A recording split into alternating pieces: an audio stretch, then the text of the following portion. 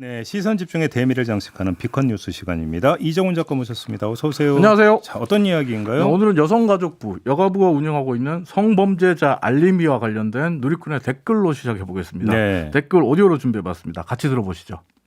쌍팔년도 때 지도를 이용해서 성범죄자의 위치를 표시하면 어떻게 합니까? 그 지역에 오랫동안 살고 있는 사람이나 살았던 사람이 아니면 알아볼 수도 없는 지도 정보 좀 어떻게 해보세요. 건물 정보도 다 틀리고 성범죄자가 옆집에 산다고 해도 모를 판이네요. 이거 지도 업데이트가 2016년에서 딱 멈춰 있다면서요? 네, 방금 들으신 오디오가 지난 7월에 그 누리꾼이 성범죄자 알림이가 올라와 있는 앱스토어에 남긴 리뷰 평점이에요. 근데 지도와 관련된 이런 불만 글들이 이걸 외에도 제법 많이 눈에 띄고 있는데 네. 이 댓글 밑에 있는 여가부의 공식 답변은 늘 이랬습니다. 성범죄자 알림이 콜센터나 국토교통부 국토지리원에 전화해라. 그러면 관련 내용을 안내받을 수 있다. 네. 그런데 말씀하신 것처럼 어제 한국일보가 단독이라는 타이틀을 붙여서 내보낸 뉴스를 보면 지도 업데이트가 2016년에 멈춰져 있다. 2016년 이후로는 단 한 번도 업데이트를 안 했다. 이렇게 이야기를 했습니다. 이용자들이 그동안 꾸준히 리뷰를 통해서 제기했던 불만과 지적이 맞았던 거죠. 아니 5년이면은 건물 세우고 철거하고도 남는 시간인데 그래서 어떻게 이런 일이 있을 다른 수가 건물이 있대요. 실제 주소에. 그러니까, 예. 네. 어떻게 이럴 수가 있죠? 근데 이유를 모른답니다. 그 말이 되는 얘기. 한국일보 기사를 보면 예. 여성가족부는 알림이 지도는 국토부가 운영하고 있는 지도 서비스인 V월드를 활용하고 있기 때문에 예. 이건 국토부에 물어봐라.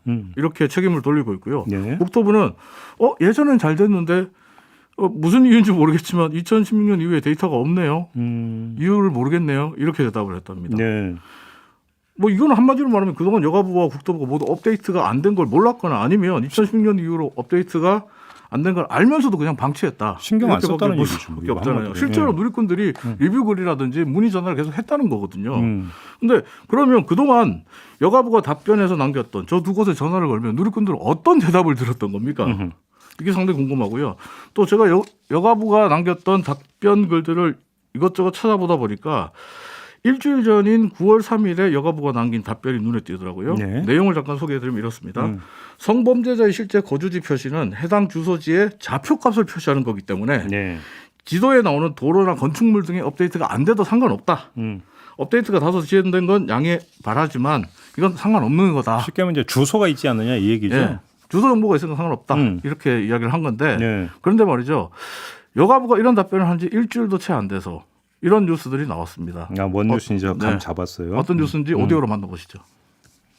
지난 7월 말 경찰은 아르바이트를 시켜주겠다며 미성년자를 집으로 유인해 성폭행한 혐의로 33살 오모 씨를 긴급 체포했습니다. 오 씨는 이미 2009년과 2010년 미성년자 3명을 5차례 성폭행해 징역 6년의 실형을 선고받고 신상 정보가 공개된 상태였습니다. 하지만 주민들은 전혀 몰랐습니다. 좀 금방에 좀 오래 살긴 했는데 잘 몰랐어요. 친구도 잘 안 받고.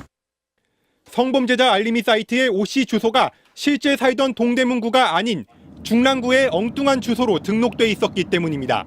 그러니까 한마디로 주소도 엉터리고 네. 이거 어쩌라는 말이에요 도대체. 그러니까요. 네.